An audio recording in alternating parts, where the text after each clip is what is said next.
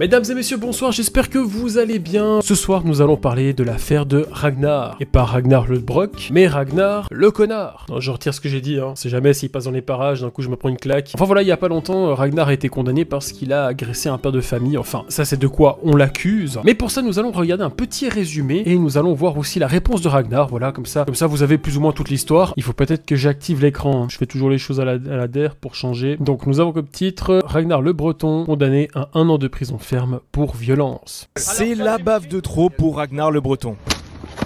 Oh. Célèbre sur les réseaux sociaux pour ses... C'est vrai que ces baffes avaient l'air toujours très réalistes, jusqu'au jour où ça l'est devenu. Et du coup, à cause de ça, il va faire de la prison. Mise en scène humoristique où il incarne un personnage assénant des gifles à tout va. Le comédien a Il y avait des scènes que je n'avais pas vues. été condamné ce lundi 23 juin à 1 an de prison ferme par le tribunal d'Évreux pour des violences à l'encontre d'un père de famille. En fait, le mec, il te met une baffe, ton corps, il fait une mise à jour. Lieu le 27 mars dernier au stade de Passimeni. Selon ses dires, la victime était en train de faire une sieste dans sa voiture le temps de l'entraînement de ses 2 enfants quand elle a senti l'habitacle bouger. J'ouvre ma fenêtre, je demande gentiment d'arrêter de bouger parce que je suis en train de dormir et il n'entend pas. Le conducteur Ok. hausse alors le ton et décrit une réponse agressive. Il fait le tour de mon véhicule et me dit de sortir. Je lui dis non, je ne sortirai pas. C'est à ce moment-là qu'il ouvre la portière de ma voiture et qu'il me soulève et qu'il me cogne. Il m'a mis une droite. Il a cru qu'il faisait une vidéo là, Ragnar, ou c'est comment? De masquer mon visage, j'essaie de klaxonner pour alerter les gens autour. Je crie parce que j'ai mal, je crie de douleur. Un véritable passage à tabac Ah ouais, quand devant même. le fils de 12 ans de la victime selon la procureure Attends, devant le gosse de 12 ans? C'est pas un peu excessif comme réaction, monsieur Ragnar? de la République. Résultat, des ecchymoses, des entorses et une interruption totale de travail de 40 jours pour la victime. Absent lors de l'audience, Ragnar le Breton a publié ce lundi soir une vidéo où il livre sa version des faits bien différente, s'excusant Ah, c'est sur son Instagram. d'abord pour son absence au tribunal. Et c'est une faute d'inattention, moi j'étais persuadé que c'était mercredi 25, c'était pas une volonté. Attendez, on avance un petit peu parce que moi, sa vidéo réponse, on va la regarder après. A également annoncé faire appel de sa condamnation. Ok, bon bref, nous allons voir. Alors du coup, il a été accusé d'avoir agressé une personne, mais lui, il s'oppose à ça, en disant que c'est lui, l'autre qui a commencé. Bref, on va voir du coup sa réponse. Salut à tous, je vous fais une petite vidéo, bon un peu par la force des choses pour revenir sur les faits qui se sont déroulés il y a quelques mois à Passy-sur-Eure, l'histoire de la bagarre. Avant de commencer la vidéo, je tiens à présenter mes excuses au tribunal d'Évreux et à la justice française parce que je t'ai convoqué aujourd'hui. C'est une faute d'inattention, Pourquoi? moi j'étais persuadé que c'était mercredi 25, je l'ai mis sur mon frigo, dans mon calendrier, dans mon téléphone, donc c'est une faute. Le mec, il est convoqué au tribunal, il arrive à rater ça? Mais tu peux rater un rendez-vous, n'importe quoi, mais pas quand tu dois être au tribunal, frérot. C'est le rendez-vous à ne pas rater. Ou ton mariage, par exemple, tu vois, ça c'est des rendez-vous, normalement, tu dois pas les rater. Tout ce qui est mariage, naissance de ton enfant, convocation au tribunal, meeting de Astérion. Ah non, ça, je pense que tu peux l'éviter, c'est bon. Et je m'excuse par rapport à ça, c'était pas une volonté de ma part. Donc je m'excuse auprès de la justice par rapport à ça. J'étais pas en fuite, hein, j'étais à Évreux. Je vais revenir sur les faits qui me sont reprochés parce que je suis un personnage entre guillemets public. Et que c'est une affaire qui est publique, donc Comment est-ce que tu peux rater ça? Parce que franchement, moi, enfin me connaissant, si un jour on fait appel à moi pour aller me présenter en justice, je vais être stressé. Je vais penser à ça toutes les nuits. Je vais pas endormir la nuit, tu vois. C'est pas un rendez-vous banal. Je veux dire, forcément que je vais être là-bas puis à l'heure. Mais enfin, je dis ça, mais on sait jamais. Mais enfin, ça m'est jamais arrivé jusqu'à présent. Je touche du bois. Voilà. C'est pas le genre de rendez-vous que tu te dis ah non, mais j'ai confondu avec justement parce que j'avais cours piscine. je vous donne des explications et je vais vous donner ma version des faits. Parce que je vais pas me laisser salir la gueule comme ça dans tous les médias sans rien dire. Je suis parti il y a quelques mois au match de foot de mon fils à Passy-sur-Eure.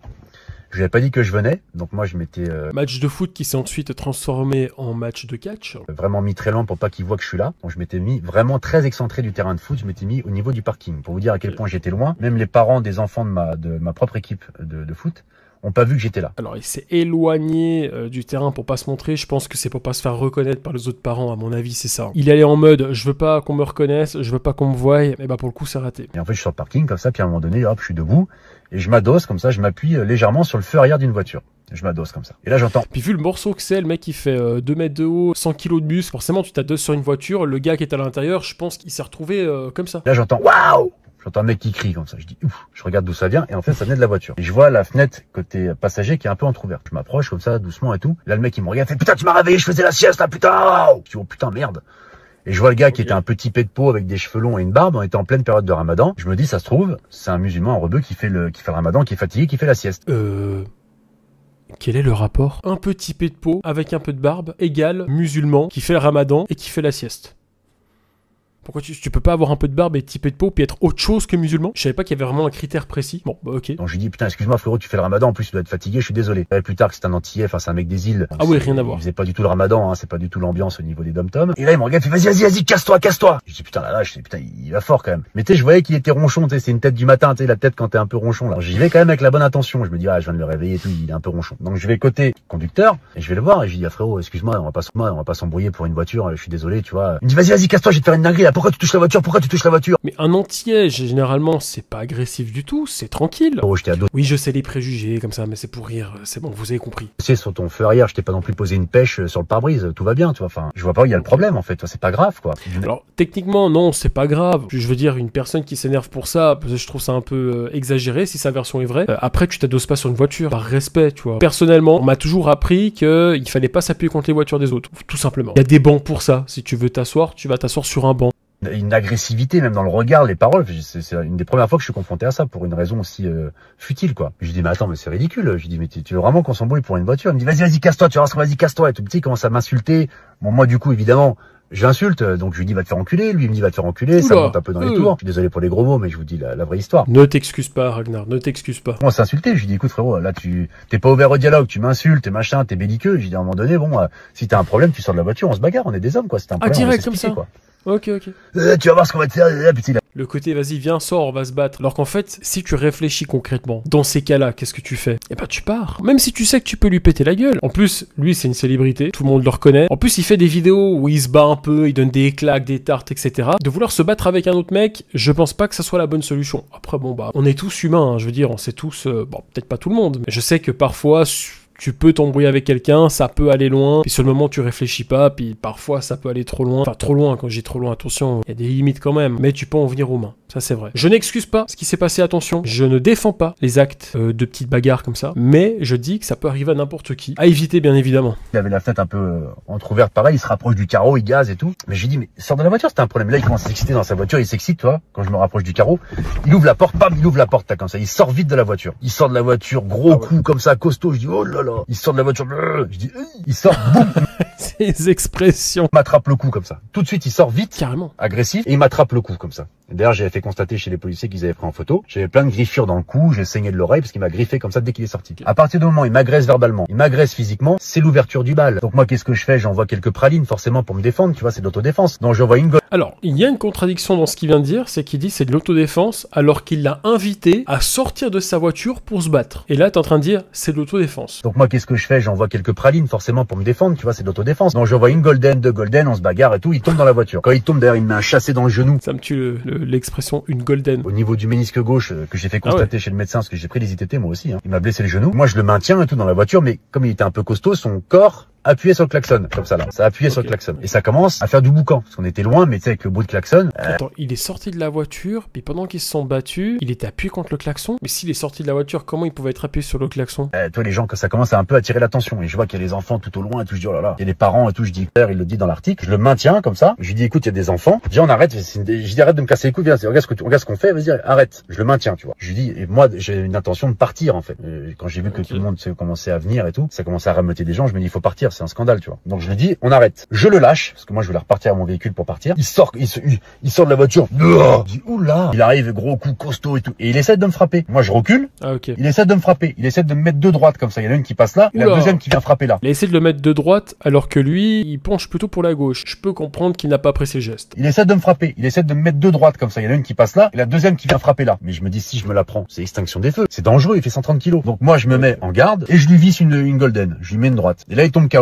Et c'est là qu'il se fait que les ITT ont augmenté parce qu'en fait quand il a pris le KO, ses genoux ont lâché, comme il est un tout petit peu en surpoids. Je suis désolé hein, frérot, mais les genoux ont lâché, tac, il est tombé KO et puis il s'est fait mal aux genoux en tombant KO. Moi je vois qu'il tombe comme ça, je vois tout le monde qui arrive, je dis oh là là le cauchemar. Donc qu'est-ce que je fais? Je pars à ma voiture et je pars en fait parce que je me dis les gens vont prendre des photos, vont filmer. Je prends ma voiture. Oh le truc à ne pas faire. Le truc à ne pas faire. Tu viens de mettre un mec KO, il faut surtout pas partir. Alors ok d'accord, encore une fois, hein, c'est facile de parler quand on ne vit pas la situation. Tu peux paniquer et t'en aller. Mais c'est vrai qu'il est déconseillé de partir. Tu dois appeler la police justement, même si tu t'es défendu, si t'as rien à te reprocher. Après c'est compliqué parce qu'un mec comme Ragnar, c'est un mec qui est quand même connu. Après t'as les gens qui viennent, les gens prennent en photo. Je peux comprendre le côté un peu où t'angoisses et tu dis oh putain, il faut que je me casse d'ici. Le truc qu'il aurait dû faire, s'il avait vraiment rien à se reprocher, c'est de rester sur place puis d'appeler la police ou l'ambulance. pense, vu qu'il a mis le mec KO. Les gens vont prendre des photos, vont filmer. Je prends ma voiture et je vais au commissariat de Passy-sur-Eure pour leur expliquer ma version des faits. Donc je suis parti. Ah, ok. 20 minutes après, j'étais au commissariat. J'ai fait constater mes griffures, je leur ai raconté ma version des faits et tout ça. Mais c'est là,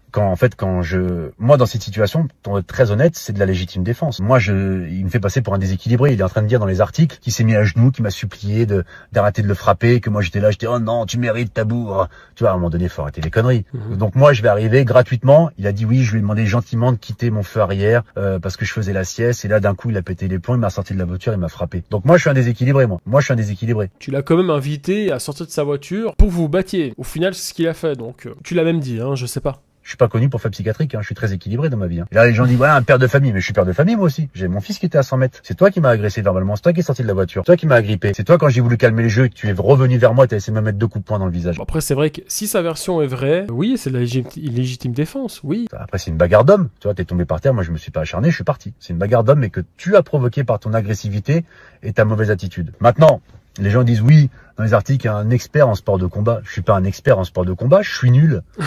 J'ai fait 8 mois de MMA, j'ai fait un faux combat en Suisse. Comment ça, un faux combat en Suisse, comme les mecs qui sont venus se battre, là, il y a pas longtemps? Ou même un combat organisé, j'ai réussi à me blesser à la carotide. Je suis pas bon, je sais me défendre, voilà. Voilà, après, c'est vrai que quand on regarde ses vidéos, il est souvent à la salle de sport. Alors oui, tu peux montrer ce que tu veux dans les vidéos, attention. Mais il me semble que ce monsieur a quand même des connaissances un petit peu en sport de combat. Alors, on ne dit pas que c'est un expert, mais le fait de peut-être avoir des techniques. Je suis pas un spécialiste des sports de combat, faut arrêter les conneries. Il l'a dit aussi, la personne qui était en face de lui était en surpoids, donc c'était pas forcément une personne très athlétique qui faisait énormément de sport, alors que lui, physiquement, non seulement il est grand, mais tu vois qu'il est bien bâti, il est musclé, il sait faire 2-3 techniques. Dans ses vidéos, il arrive à soulever des mecs, à leur mettre des tartes pendant qu'il passe son scooter. C'était pas très équitable, hein, on va dire, sur la feuille de match, c'est pas très équitable. Après, tu te fasses agresser par un mec et que tu te défends, bah tu t'es défendu, t'as le droit. Globalement, physiquement, il faut pas te défendre. Et quand tu te défends, te fais passer pour un monstre, regardez ce qu'il a fait devant les enfants et tout. Mais c'est pas moi qui ai créé cette situation-là. Vraiment, c'est pas moi qui ai créé cette situation-là. C'est regrettable parce que la violence, c'est vraiment la dernière des solutions et je suis désolé, mais il y a des situations, des fois, où tu peux pas faire autrement. Comment je fais? Le mec qui fait 130 kilos, il est là, il m'agresse, il essaie de me frapper. Il dit, les gars. Bah après, s'il fait 130 kilos et que toi, tu voulais vraiment éviter la bagarre, pourquoi tu cours pas? Le mec, il fait 130 kilos, tu viens de le dire. T'as même pas besoin de courir vite, tu trottes un petit peu, puis le mec te rattrape pas, c'est bon. Je suis obligé à un moment donné de riposter. C'est pas la solution. Je suis désolé, parce que c'est pas une bonne image, mais il faut pas me faire passer pour un fou. Je suis pas fou, je suis père de famille moi aussi. Et si on pouvait l'éviter, je l'éviterais, tu vois. Mais on peut pas insulter les gens gratuitement comme il fait. Enfin, tu vois, c'est bizarre, quoi. Voilà. Donc moi, c'est vraiment mon ressenti. C'est la vraie histoire que je vous raconte. Je suis pas là pour vous raconter. Le nombre de fois où je me suis fait insulter. Mais heureusement que je réagis pas comme ça. Je me battrais tous les jours. Je m'excuse encore une fois auprès de la justice française de pas être venu aujourd'hui au tribunal. Mais c'est une bagarre d'hommes entre 2 hommes. Ça arrive malheureusement. C'est triste. Ça arrive malheureusement. Si un jour on peut se faire une poignée de main, lui et moi, et puis réparer les choses, ça serait avec grand plaisir parce que moi, j'ai pas de rancœur dans le cœur, mais il faut que chacun mette ses torts. Bonne soirée à tous et encore une fois désolé pour ce mauvais épisode. Bisous. Bon bah voilà, dites-moi ce que vous pensez dans les commentaires par rapport à cette histoire que j'ai trouvée assez intéressante. C'est vrai qu'il y a quand même 2-3 un peu contradictions de la part de Ragnar, mais je pense que ça c'est normal. Quand on est dans le feu de l'action, parfois on peut dire des choses qu'on pense pas sur le moment, et puis d'un coup on se retrouve dans une situation, on se dit ah bah merde, du coup j'aurais peut-être pas dû dire ça, comme le moment où il dit bah vas-y viens sors et puis viens te battre si t'es un homme. Peut-être qu'il pensait pas que le mec allait sortir, vous voyez. Dites-moi ce que vous pensez dans les commentaires. En tout cas, c'est malheureux ce genre de réaction. À la base c'était 2 papas qui ont emmené leurs enfants pour voir un match de foot, et au final ce sont leurs enfants qui ont vu leurs parents se battre. Voilà, c'est regrettable. Voilà, dites-moi ce que vous pensez dans les commentaires, et à bientôt.